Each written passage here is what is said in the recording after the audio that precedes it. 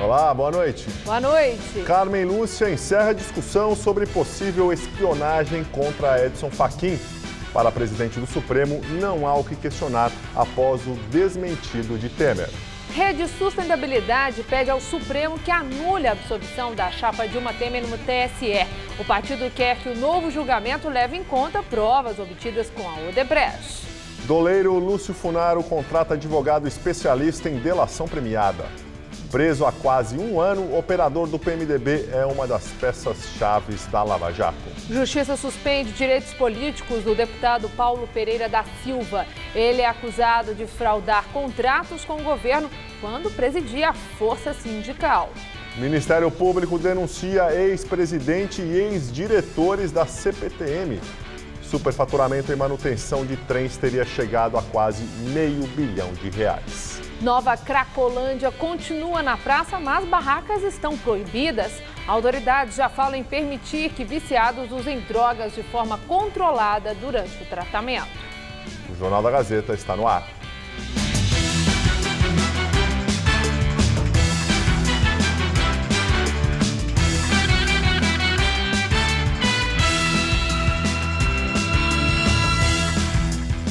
Prefeitura de São Paulo começa obras para instalar um novo ponto de atendimento para os usuários de drogas, próximo à Praça Princesa Isabel, na região central da capital. Em entrevista ao jornal O Estado de São Paulo, o coordenador do programa Redenção, o psiquiatra Arthur Guerra, disse que o governo estuda permitir o uso de drogas em áreas controladas da cidade, a exemplo de outros países.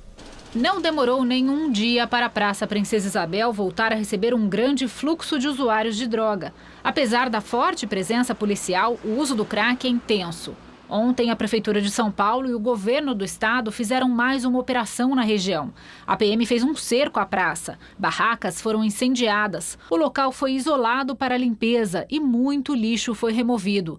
2 suspeitos de tráfico de drogas foram presos. O prefeito João Dória, do PSDB, chegou a dizer que a praça não seria mais ocupada. Mas após algumas horas, o local foi reaberto com a condição de que barracas e outras estruturas cobertas não sejam mais instaladas ali. Segundo a Secretaria de Segurança Pública, as construções facilitam a ação dos traficantes. A poucos metros da Praça Princesa Isabel, aqui na rua General Rondon, uma escavadeira do programa Redenção começou a limpar um terreno que será utilizado como ponto de atendimento a usuários de drogas. Esta é a segunda vez que a Prefeitura tenta ocupar o espaço. Na primeira, houve resistência de comerciantes e moradores da região. Depois de várias reuniões, a Prefeitura conseguiu trabalhar no terreno com a promessa de que haverá segurança e controle do movimento no local. Agora, depois que eles resolveram fazer isso daqui, que negociaram, né? Aí, agora tem policial aqui, ninguém dorme mais aqui. Eu espero que pelo menos tenha mais policiamento, né? Pelo menos vai ajudar. Mas há quem ainda rejeite a ideia. Esta mulher diz que pretende se mudar. Agora meu neto vai vir morar comigo, vai chegar meia-noite, meia-noite e meia. Eu tenho medo de... Eu vou mudar daí, né? Porque... tem jeito. A Prefeitura diz que vai criar mais 280 vagas emergenciais na região, no mesmo modelo da unidade que foi instalada na rua General Couto de Magalhães.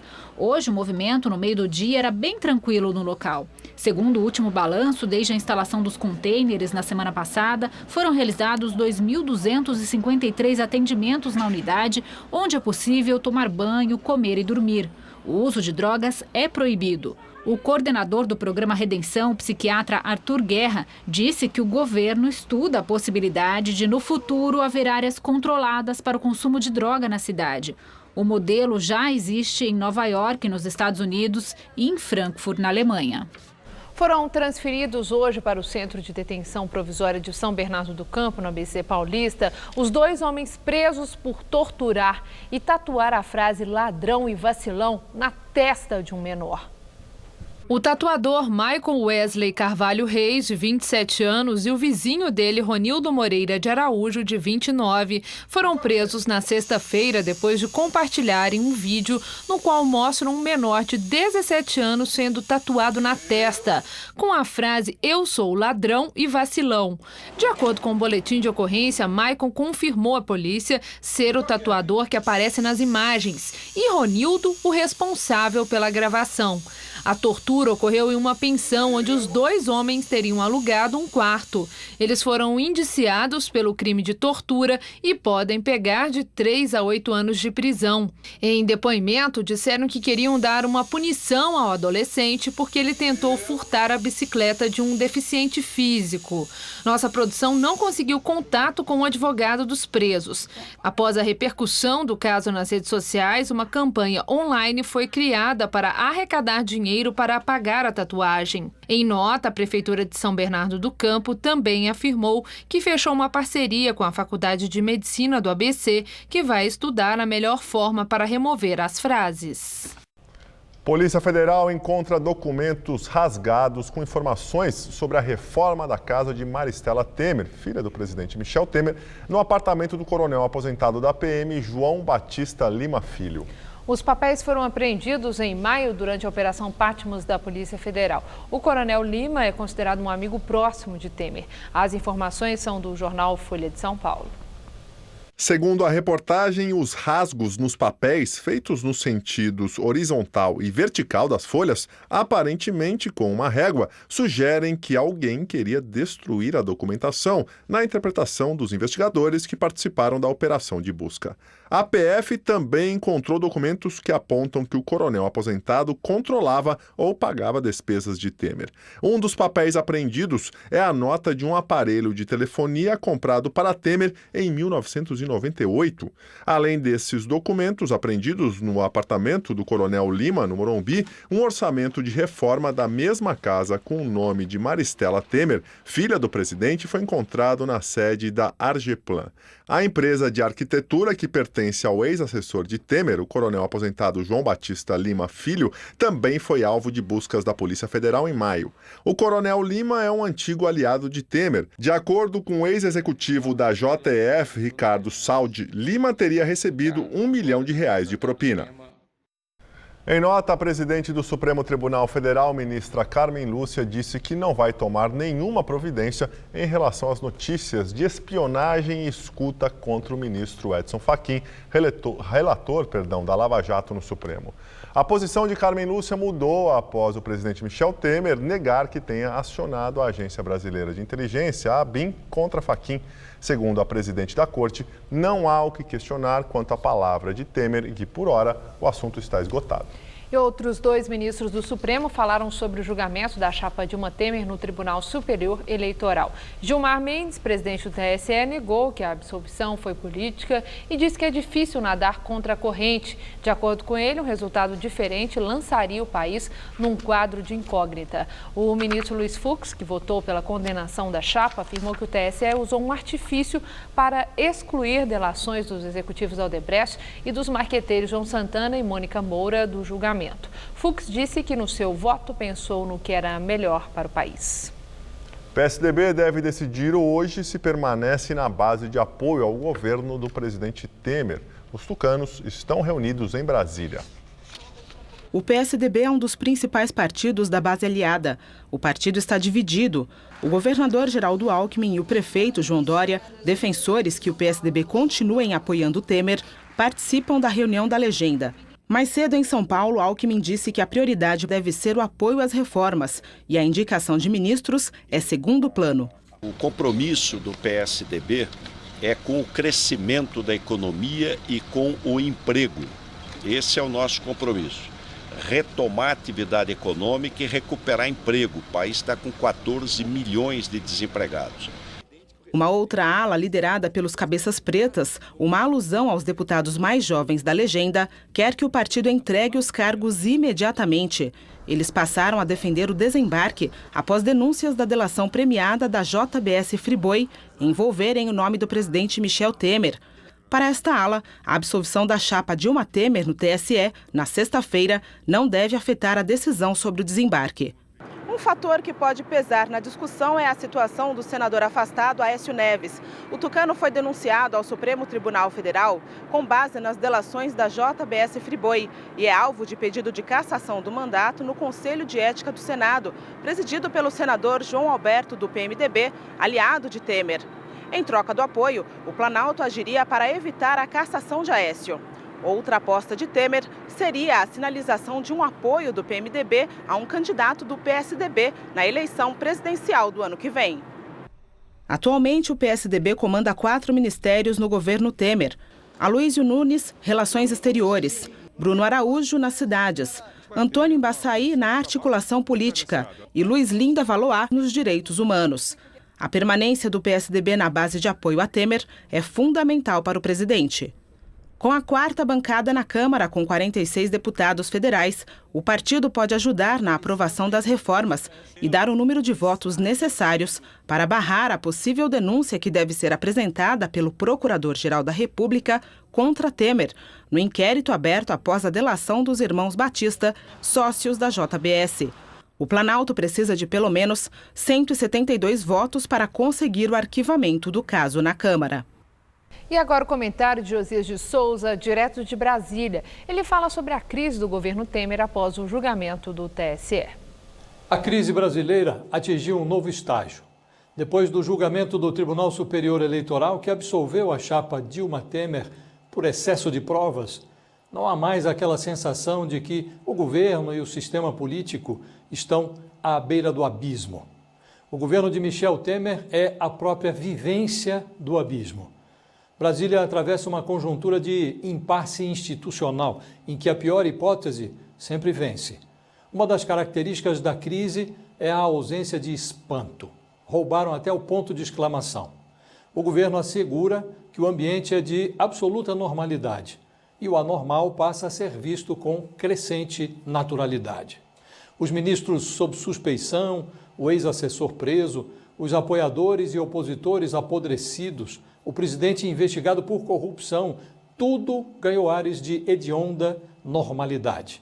Ninguém ignora que o governo Temer nivela a política por baixo, mas os principais atores preferem mantê-lo no cargo ao organizar uma eleição indireta de um presidente decente.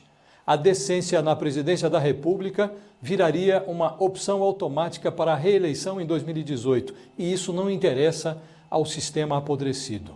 Sujos, petistas pregam uma eleição direta que sabem ser inviável.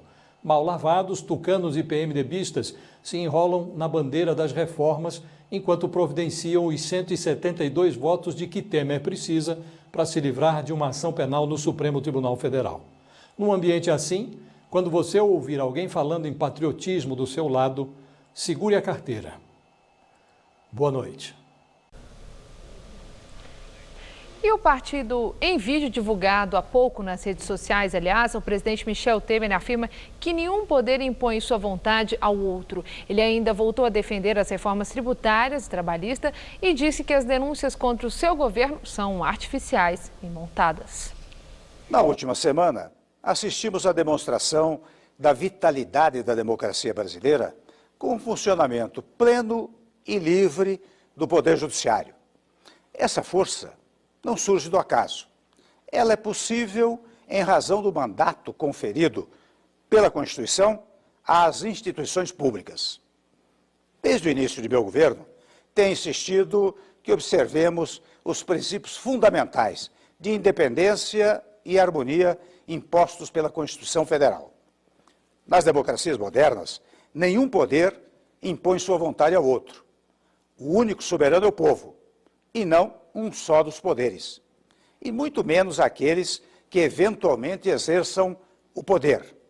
Sob meu governo, o Executivo tem seguido fielmente essa determinação. Não interfiro, nem permito a interferência indevida de um poder sobre o outro. Em hipótese alguma, nenhuma intromissão foi ou será consentida. Meu apego à independência e à harmonia entre os poderes tem resultados expressivos. As reformas promovidas já recolocaram nosso país nos trilhos do crescimento.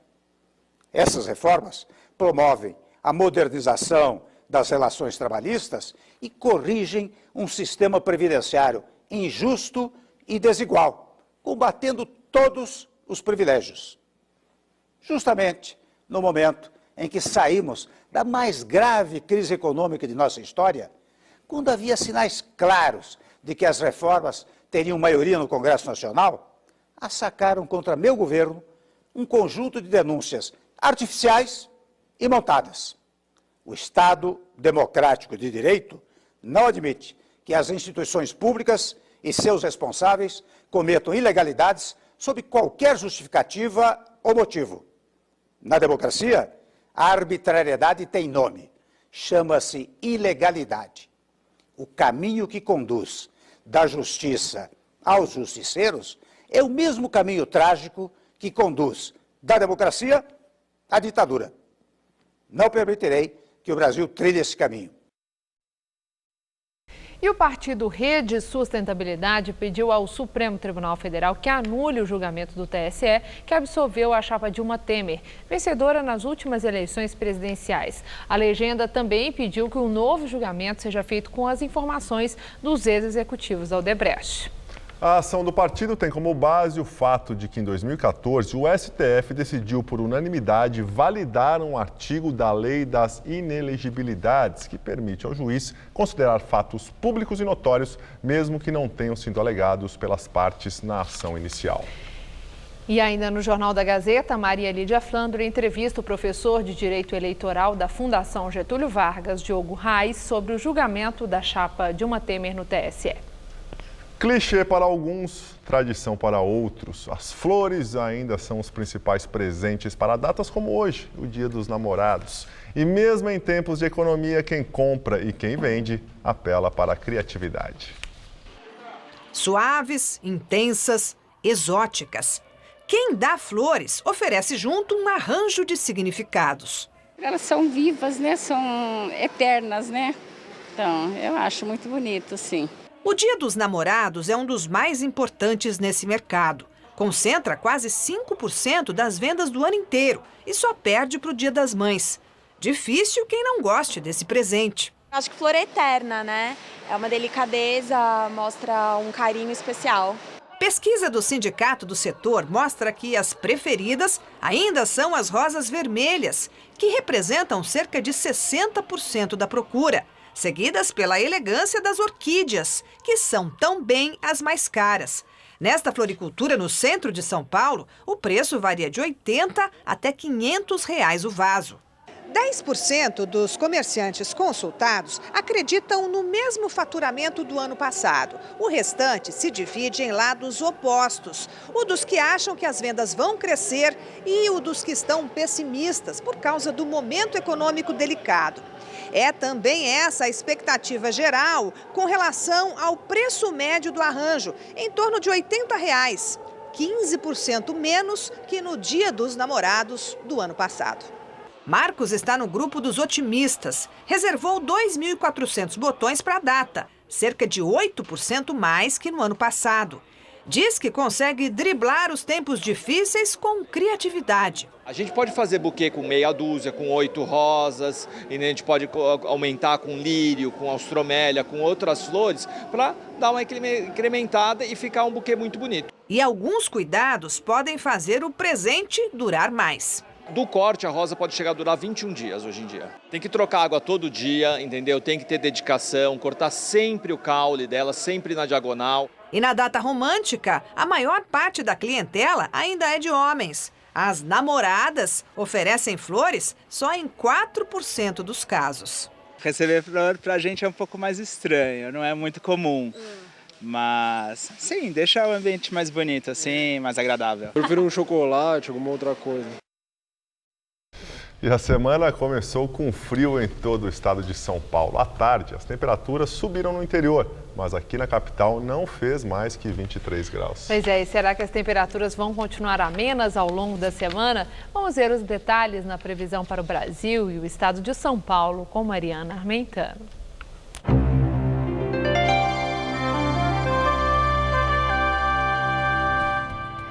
Segundo a meteorologia, os próximos dias vão ser de chuvas e temperaturas amenas aqui em São Paulo. O tempo não vai ficar totalmente fechado não, mas como a massa de ar seco já perdeu força em todo o centro-sul do país, voltam a formar áreas de instabilidade sobre São Paulo, Rio de Janeiro, Minas Gerais, Mato Grosso do Sul e também Paraná e Santa Catarina. Também volta a chover na faixa leste do Nordeste e continuam as pancadas de final do dia em parte do norte do país. Nas áreas em amarelo, tempo firme amanhã. Vamos ver aqui a nossa tabela de temperaturas? Olha só, em Curitiba o dia vai ser de muita nebulosidade, com chuvas a partir da tarde e temperaturas entre 8 e 19 graus. Chove também no Rio de Janeiro, onde a máxima não vai passar dos 26 graus. Já em Recife, calor na casa dos 30 graus, com possibilidade só de chuviscos isolados. E em Cuiabá, tempo firme, com calorão em torno dos 35 graus. Vamos detalhar agora o mapa aqui de São Paulo. No centro e no oeste do estado, o sol aparece pouco e chove a qualquer hora.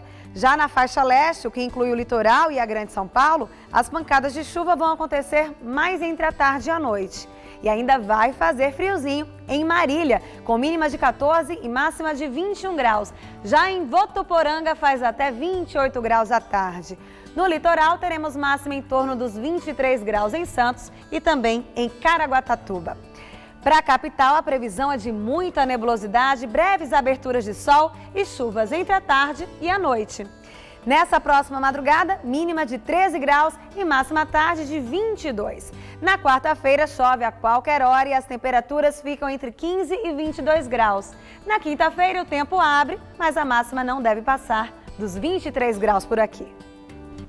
O Ministério Público de São Paulo apresentou hoje nova denúncia contra diretores e gerentes da Companhia Paulista de Trens Metropolitanos, a CPTM. Agora, por irregularidades em licitações que geraram o cartel de trens em São Paulo durante administrações do PSDB. As fraudes, segundo o Ministério Público, geraram mais de 400 milhões de reais de prejuízos aos cofres do estado de São Paulo. Foram denunciados 4 ex-dirigentes da CPTM, entre eles Mário Manuel Seabra Rodrigues Bandeira, o então presidente da companhia.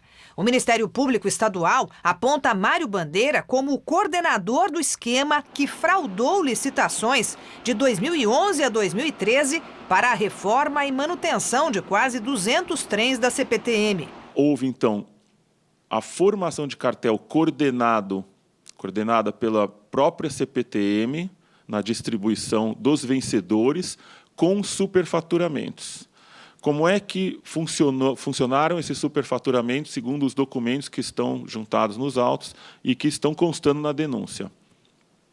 A CPTM colocou um preço de referência muito acima do valor que possivelmente fosse aquele que ela realmente devesse pagar para a realização das reformas e manutenção dos trens. Também foram denunciados por formação de cartel 11 executivos das empresas CAF, Trail, Temoinza e MGE. O Ministério Público estima que a fraude foi de 400 milhões de reais, o equivalente ao superfaturamento de 30% do valor do serviço. Em média, porque em alguns casos o índice foi muito maior. Em um dos contratos, o governo pagou quase o dobro do valor de mercado pela manutenção de 16 trens. No lugar de 50 milhões de reais, saíram dos cofres públicos para a CAF 92 milhões. A investigação começou em 2013, depois que o esquema foi delatado pela Siemens, multinacional alemã, num acordo com o CAD, o Conselho Administrativo de Defesa Econômica. Executivos revelaram o pagamento de propina em projetos da CPTM e do metrô, de 1999 até 2011, durante os governos do PSDB em São Paulo. Em maio, a Justiça Federal abriu processo contra 9 acusados de formação de cartel, envolvendo também outras 5 multinacionais fabricantes de trens, entre elas a Alstom e a Chrysler. 2 ex-diretores da CPTM respondem por corrupção e lavagem de dinheiro. No âmbito estadual, a promotoria apresentou 9 denúncias desde 2013, que resultaram em 11 ações na Justiça. Nenhuma foi julgada. Segundo o promotor, a investigação em São Paulo não teve instrumentos para avançar na suspeita do envolvimento de políticos. Lá em 2013, quando comecei a investigar isso, representando o GDEC, ficamos incumbidos da parte de cartel de trens e fraudes à licitação, que é exatamente o corpo da denúncia. A questão que envolvia corrupção, crimes de corrupção, ficou a cargo de responsabilidade de outro grupo do Ministério Público, que era o GAECO. A Comissão de Valores Mobiliários, que regula o mercado de capitais no Brasil, informou que vai julgar no dia 11 de julho os ex-presidentes da Petrobras, Maria das Graças Foster e o José Sérgio Gabrielli, em processo. A intenção é apurar supostas irregularidades na oferta de ações realizada para a capitalização da estatal em 2010. Foram citados ainda no processo o ex-diretor financeiro da Petrobras, Almir Barbaça, o Banco Bradesco, que liderou a operação, e Bruno Boege, um executivo da instituição financeira. Os acusados chegaram a propor um acordo para encerrar o processo, mas ele foi recusado. Ao todo, eles ofereceram um pagamento de R$ 1.620.000 em multa.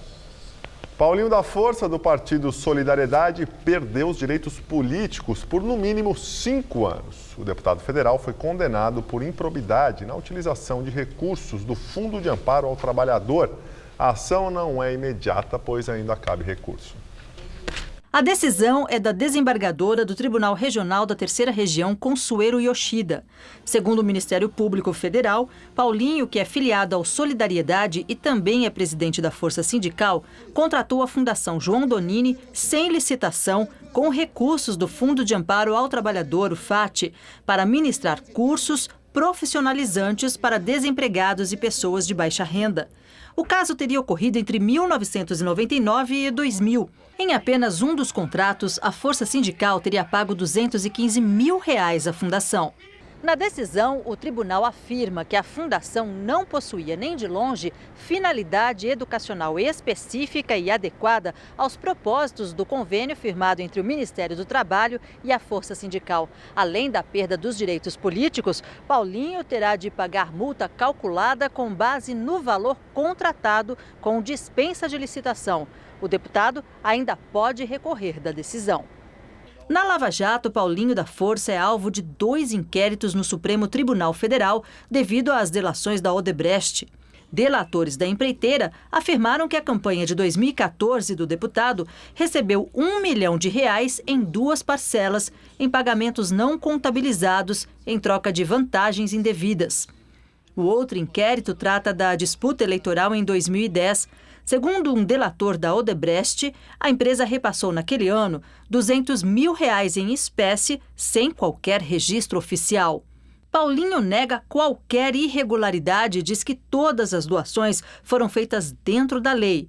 Ainda no Supremo, o deputado é réu acusado de desviar dinheiro do BNDES. Segundo o Ministério Público, Paulinho recebeu verbas desviadas de financiamentos concedidos pelo Banco do Governo a empresas e prefeituras. Sobre esta acusação, a defesa do deputado alega que o nome de Paulinho foi utilizado indevidamente por membros de uma quadrilha. Os advogados do ex-presidente Lula buscaram no último dia 26 os tablets apreendidos dos netos e do ex-presidente pela Polícia Federal. O pedido de devolução tinha sido feito por Lula quando prestou depoimento ao juiz Sérgio Moro.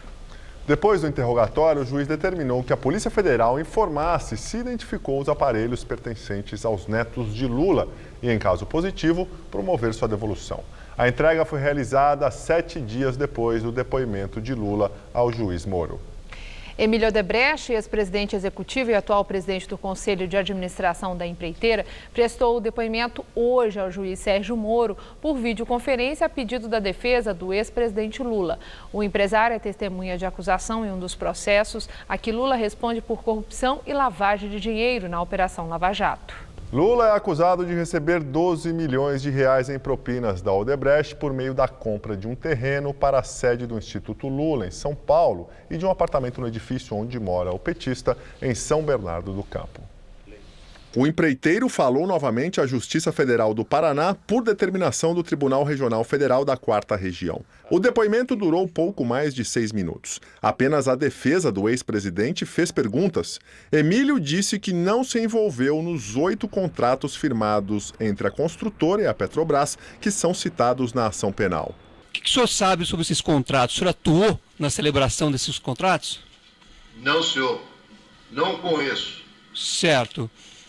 Então, o senhor também não conhece se algum desses contratos foi celebrado com a condicionante de uma futura compra de um imóvel para o Instituto Lula?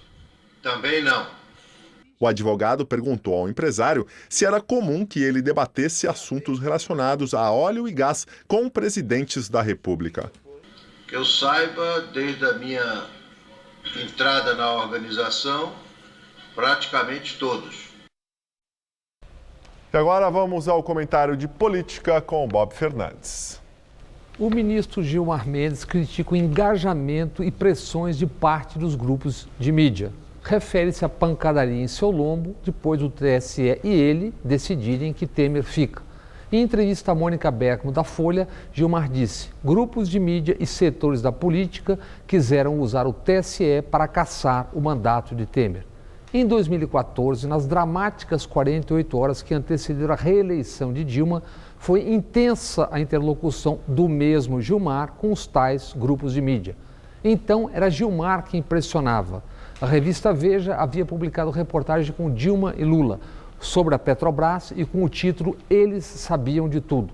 A TV Globo não repercutiu a reportagem no seu telejornal noturno. Na mesma noite, hora depois da mesma Globo, se daria o debate de encerramento da campanha eleitoral. Naquelas horas, além da revista Veja, que cobrou os parceiros por se sentir isolada, Gilmar é quem estava na posição de cobrança. Antes, nos dias quentes do chamado mensalão do PT, Gilmar era recebido e saudado como parceiro. Como até há pouco, os que agora atacam Gilmar ferozmente o idolatravam enquanto ele era visto como parça. Naqueles tempos, sentiam-se acuados outros 2 ministros do Supremo, não Gilmar. Então, ambos indagavam e verbalizavam sobre o tema que agora volta a frequentar conversas no Olimpo da Justiça: regulação econômica da indústria de mídia. Registre-se. Em porções do mundo conhecidas como civilizadas, regulação econômica no setor de mídias é algo normal, corriqueiro, não um instrumento de vingança. Para citar apenas o coração do capitalismo, Inglaterra, Estados Unidos e Alemanha têm instituições e regras para refrear monopólios no setor. José Roberto de Toledo relata no Estadão dados do Ibope. 56% dos eleitores confirmam que mídias sociais vão influenciá-los na eleição presidencial de 2018. Por isso, nessa disputa pela narrativa, Gilmar Mendes e o procurador Dallagnol estão no Twitter. O procurador Carlos Fernando no Facebook. Todos expondo e expondo-se. Boa noite. O lobista e doleiro Lúcio Bolonha Funaro contratou o escritório do criminalista Antônio Figueiredo Basto para negociar um acordo de delação premiada com o Ministério Público Federal. Funaro é apontado como operador do ex-presidente da Câmara, Eduardo Cunha, do PMDB.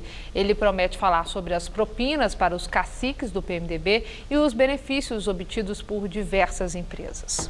Funaro foi preso na Operação Sepsis com base na delação de Fábio Cleto, ex-vice-presidente de fundos e loteria da Caixa, mas é investigado nas operações Lava Jato, Patmos e Greenfield. Com 30 anos de experiência, o criminalista Antônio Figueiredo Basto tem no currículo 10 acordos homologados na Operação Lava Jato. O governo do presidente Emmanuel Macron conquista vitória expressiva no primeiro turno das eleições legislativas na França. O partido de Macron conquistou cerca de 32% dos votos. Apesar da alta abstenção, a maior dos últimos 60 anos, o República em Movimento superou com folga os partidos de direita e também a extrema-direita de Marine Le Pen. De acordo com as projeções, caso o partido do presidente francês mantenha a liderança atual, deve conquistar entre 400 e 450 dos 577 assentos do parlamento francês, garantindo um número muito superior à maioria absoluta de 289 cadeiras. De acordo com especialistas, com essa maioria, Macron só dependeria de um acordo com o forte movimento sindical francês para as reformas pró-empresariado que ele prometeu adotar para tentar impulsionar o crescimento e os empregos no país. Mais de 200 pessoas foram presas durante protestos contra a corrupção na Rússia no dia das comemorações de independência do país. O líder da oposição ao governo Putin, Alexei Navalny, foi detido ainda antes do início das manifestações em Moscou, uma ação considerada arbitrária e politicamente motivada. Navalny atua como a principal fonte de oposição na Rússia e tem como principal bandeira o combate ao que ele chama de alternância de poder nociva entre o presidente Putin e o atual primeiro-ministro e também ex-presidente do país, Dmitry Medvedev. Segundo os organizadores dos protestos, além de Navalny, menores de idade estão entre os presos. Apesar da mobilização na capital, Moscou, e outros pontos do território russo, o Kremlin justificou as prisões, alegando que os protestos dessa segunda não foram autorizados. Desde março, a Rússia registra uma série de protestos contra o governo de Vladimir Putin, com mais de 1.000 presos e atuação violenta na dispersão deles pela polícia do país. Febre nos Estados Unidos e na Europa, o spinner também chegou com tudo no Brasil. Na região da Avenida Paulista, o preço do brinquedo custa a partir de R$ 30, mas em algumas oficinas é possível construir o próprio aparelho. As variações de cores ajudam a atrair os olhares dos curiosos. Esse brinquedinho que não sai das mãos dos jovens brasileiros é o spinner. Aliás, na internet é possível ver que tirar o brinquedo das mãos é justamente o desafio entre os adeptos da nova mania mundial. Parece que quanto mais difícil a acrobacia, melhor o desempenho da pessoa. A fama diz que o produto ajuda na concentração e diminui o estresse, mas ainda não há comprovações científicas dos efeitos. Aqui no Brasil já tem banca de jornal na Avenida Paulista que está sem estoque, tamanha a procura. Hoje já acabou, vendemos tudo já. Daí estamos esperando uma nova remessa. Em shoppings populares, conhecidos como xing-lings, o produto é encontrado com valores entre R$ 30 e R$ 65. E a tecnologia encarece. O mais básico, de R$ 30, é de plástico com bolinhas de aço na ponta. Por R$ 60, há opções também de plástico com Bluetooth para ouvir música ou com mini lâmpadas de LED. Esta outra banca de jornal vende a R$ 95 os modelos de aço. Eu nem sabia que tinha. Aí uma ou duas pessoas começaram a procurar, aí fomos atrás para ver o que era, compramos um pouco, vendeu. Aí pegamos mais, vendeu. Aí não parou mais. Uma mistura de madeira, rolamento e até bolinhas de gude. O brinquedo foi criado em 1993 por um pai nos Estados Unidos para entreter a filha. Agora, além da diversão, o brinquedo também pode agregar conhecimento a crianças e adolescentes quando cada um faz seu próprio spinner. A oficina é realizada nesse espaço que alia aprendizagem e inovação. Com ferramentas e maquinário por perto, tudo é acompanhado por monitores e pelo professor, que é diretor de tecnologia. Ela está fazendo um modelo que é personalizado. Nada consegue competir com alguma coisa que é a expressão daquela pessoa que construiu aquilo. Os alunos participam de todo o processo do projeto. Primeiro, a escolha do modelo ainda no computador e o corte feito a laser. Depois, eles mesmos lixam e personalizam a madeira. A gente se diverte e aprende como fazer, que a gente pode ensinar para os nossos amigos. E quem sabe assim, brincando de como fazer o próprio brinquedo, não surja um profissional criativo e inovador que desenvolva a próxima novidade a virar mania. A diferença é que eu trabalhei com raciocínio, né? Eu fiz sozinho, mexi com o programa sozinho, desenhei sozinho. E quando é feito por você, fica muito melhor.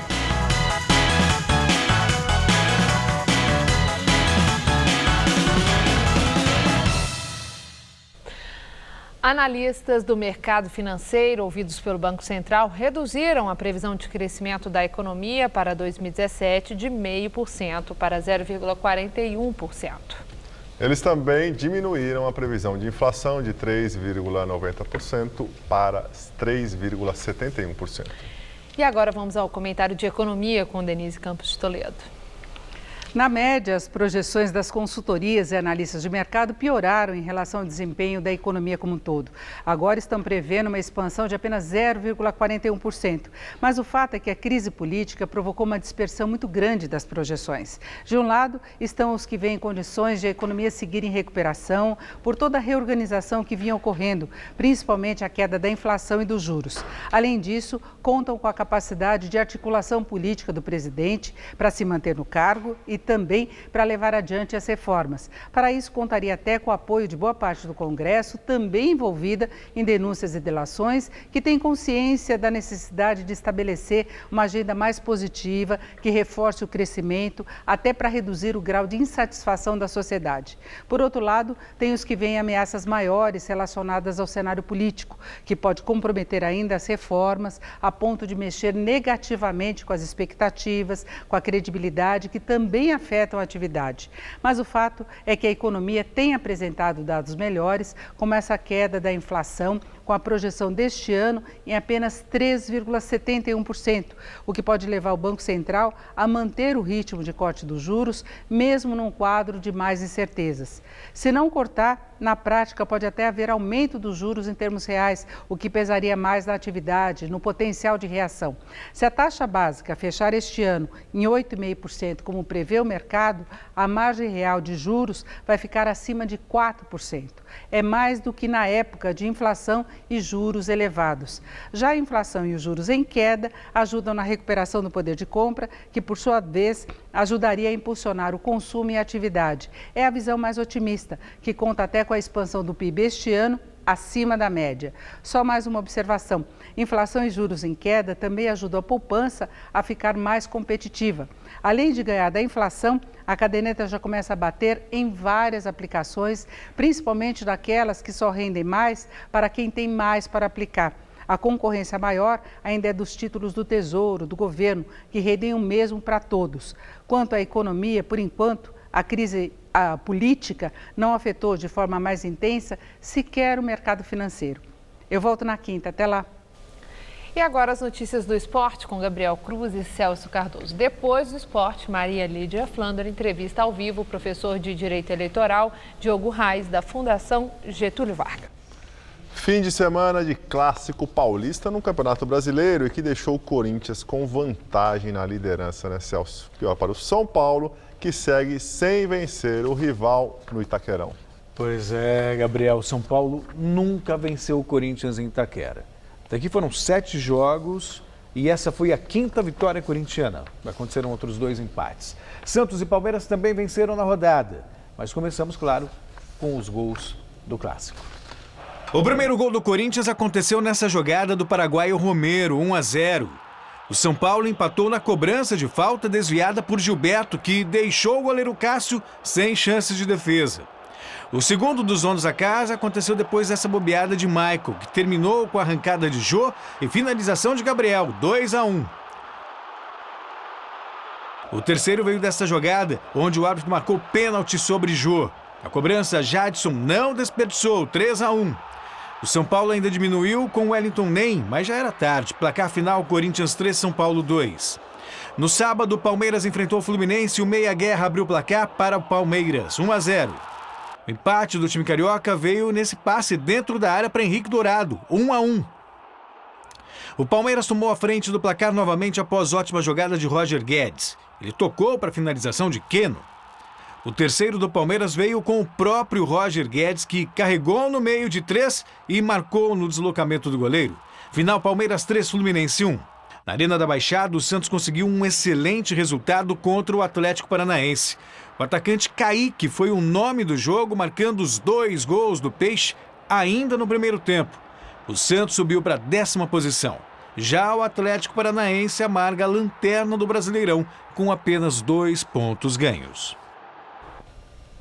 Ô Celso, no começo do ano muita gente falava que o Corinthians era a 4ª força do futebol paulista. Foi campeão paulista e está na liderança do Brasileiro. É uma surpresa, indiscutivelmente. O Corinthians, ninguém apostava nisso, pelo elenco que tem, inclusive, ganhou o Campeonato Paulista e vai provando que, embora o regional não seja uma referência em termos de qualidade, mas vai provando que não foi por acaso não, porque o Corinthians ganhou todos os clássicos no regional e segue fazendo no Campeonato Brasileiro o campeonato mais difícil do mundo uma campanha irrepreensível, 5 vitórias seguidas nesse começo, um aproveitamento muito bom, tinha uma dificuldade em propor o jogo, tinha uma defesa muito sólida e agora também está fazendo mais gols. Sem dúvida, o Corinthians se mostra hoje como o time mais organizado do futebol brasileiro. Organizado taticamente. Liderança merecida. Sim. E amanhã cedinho tem seleção brasileira contra a Austrália, às 7 da manhã. Vai acordar cedo, Gabriel. Mais um jogo da seleção brasileira comandado por Tite. Dessa vez um adversário teoricamente mais fácil. O treinador deve aproveitar a partida para testar alguns jogadores. O Gabriel Jesus, que se machucou na última partida contra os argentinos, está fora do jogo de amanhã em Melbourne. Sem Gabriel Jesus, cortado depois do choque com Otamendi na derrota para a Argentina na última sexta-feira, o Brasil enfrenta amanhã às 7 horas, horário de Brasília, a seleção da Austrália. Mas a ausência do camisa 9 não será a única mudança no time titular brasileiro, já que o técnico Tite vai promover 8 alterações na equipe. Isso porque até a data da convocação dos 23 para a Copa do Mundo da Rússia, a seleção tem somente 9 jogos confirmados, 4 pelas eliminatórias e 5 amistosos, contando com o de amanhã. No entanto, mesmo encarando o confronto desta maneira, o treinador sabe bem o que terá pela frente. Após perder a invencibilidade para a Argentina, o confronto com a Austrália ganhou importância. E uma vitória pode ser fundamental para retomar o bom clima na seleção. Eu coloco numa escala de prioridade e primeiro desempenho. Prioridade é uma só. Não existem duas prioridades, é uma. A prioridade é desempenho. Sabe por quê? Porque com desempenho e resultado eu gero confiança, eu gero expectativa positiva. Que jogue bem, pelo menos. Amanhã você traz o resultado. É isso aí. Valeu, Celso. Grande abraço, até amanhã. Tela, é com você? Daqui a pouco, Maria Lídia Flandre entrevista o advogado e professor de Direito Eleitoral da Fundação Getúlio Vargas, Diogo Reis. Até já. Na entrevista do dia com Maria Lídia Flandre, a absolvição da chapa Dilma Temer pelo TSE. Entrevista o advogado e professor de Direito Eleitoral da Fundação Getúlio Vargas, Diogo Reis. Muito obrigada, professor, por estar conosco. O prazer é meu. Bom, são muitos os comentários, predominando crítica em relação à absolvição da chapa Dilma Temer pelo TSE. Eu quero começar por aí. No seu entender, o TSE, no TSE, prevaleceu um raciocínio jurídico ou político para chegar a essa decisão? Pois é, Maria Lídia, é um prazer estar aqui. E essa pergunta é uma pergunta extremamente difícil, porque o processo envolve muitos atos. É necessário olhar para aquele processo e pensar um pouco em toda essa curvatura. Eu queria aproveitar esse momento para tentar fazer isso, porque não acho que estamos num jogo só de sim ou não, se é político ou se é jurídico. Acho que temos um mar de opções entre uma coisa e outra. Até o placar de 4-3 mostra uma divisão no próprio tribunal. Se nós tivéssemos uma onda política invadindo, talvez fosse 7-0. Se fosse uma onda jurídica, talvez também 7-0, só que talvez em outro sentido. O que é importante dizer é que a política e o direito, muitas vezes, eles estão entrelaçados, imbricados. E na justiça eleitoral, o principal fator é ela trabalhar em prol da democracia. Isso, às vezes, significa em ter um perfil, e aí depende dos seus ministros, mais garantista, pensando no mandato como um valor ou uma questão que apenas poderia ser sobreposto num caso extremamente excepcional, ou ainda um perfil mais ativista, um perfil mais firme, onde o mandato ele é relevante, porém ele está sujeito àquela operação toda da justiça, no sentido de lisura, de rigidez eleitoral. Bom, exatamente pela questão da lisura no processo eleitoral é que essa polêmica toda está bombando, principalmente nas redes sociais. E essa absolvição da chapa Dilma Temer pode ter firmado jurisprudência e de que nas próximas eleições vale tudo? Que ótimo! O TSE liberou geral a questão do Caixa 2 e da propina para políticos e partidos? Bom, que ótimo poder falar sobre isso, não pelo que tem acontecido, mas pela chance de falar sobre isso. Trabalho muitos anos com o direito eleitoral em si E posso lhe garantir que, na verdade, não foi uma virada jurisprudencial como possa ter parecido. Não foi? Não foi. Nós temos, o impeditivo não foi a existência ou não de caixa, foi a formação processual e a sua estabilidade. Só para a gente poder voltar um minuto, porque isso vai ser bem importante para o desenrolar da questão. A sustentabilidade, o senhor falou? Não, o desenvolvimento do processo é a sua estabilidade. Estabilidade. Isso, porque o que acontece? Esse processo ele iniciou lá em 2014, porque é só o prazo que se tem para esse tipo de ação, e ele tinha um conjunto de provas e de fatos. Em 2015, teve uma decisão para prosseguir o processo. Sim. O que, sinceramente, essa decisão me parece ter surpreendido mais a Justiça Eleitoral do que a atual, embora não tivesse quase ninguém olhando, ou pelo menos não tantos quanto hoje. Por isso que eu digo que é importante ver se o ponto fora da curva é a decisão de 2015 ou a de hoje. Por que isso? Porque, na ocasião, havia-se um pouquíssimo material probatório e para poder provar tudo aquilo. Como é uma ação tão restrita, ela exige o material, porque ela tem um nome ingrato, Ação de Investigação Judicial Eleitoral. Entretanto, ela não é para investigar. Uma ação já é quando você já está investigado e tem as provas, você pode só ampliar um pouquinho as provas para deixar ela mais robusta. E o TSE resolveu prosseguir com esse processo lá em 2015. E depois, e agora, com o tempo, esse processo ele foi abastecido com novas provas e fatos. O que eu estou querendo dizer? Tecnicamente falando, é como se nós tivéssemos uma elasticidade do processo. O processo ele é determinado e delimitado pela moldura de ingresso. Ele começa... A moldura de ingresso é o quê? É a petição inicial? Exatamente. A petição inicial ela já traz uma moldura, assim que ingressa o processo, para não ultrapassar essa moldura. A ideia é que não ultrapasse essa moldura.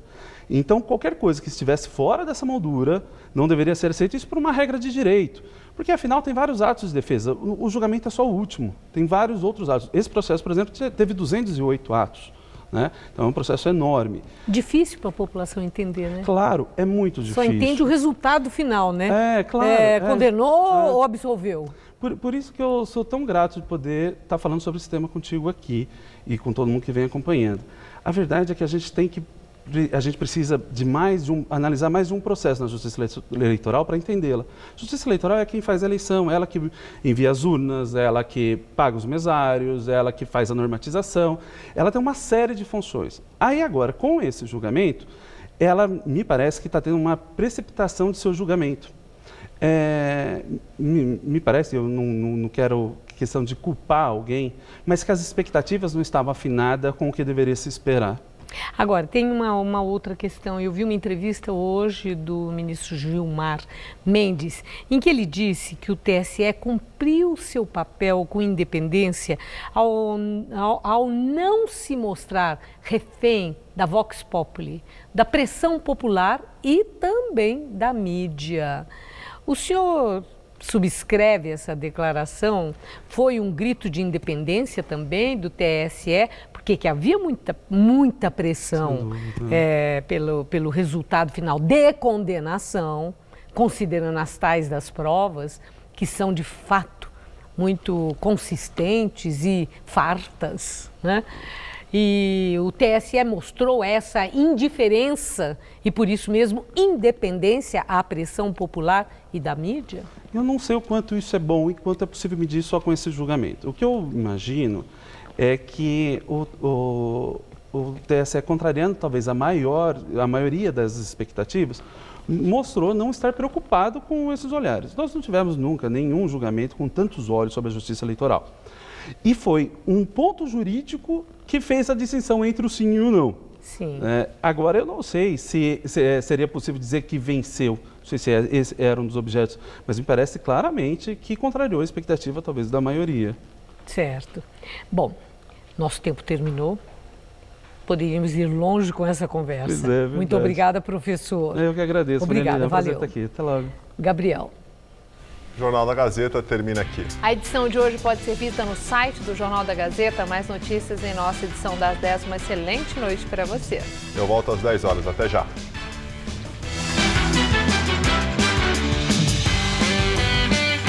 Você sabe como funciona a cozinha dos restaurantes japoneses? Confira no Todo Seu de hoje, 10h30 da noite.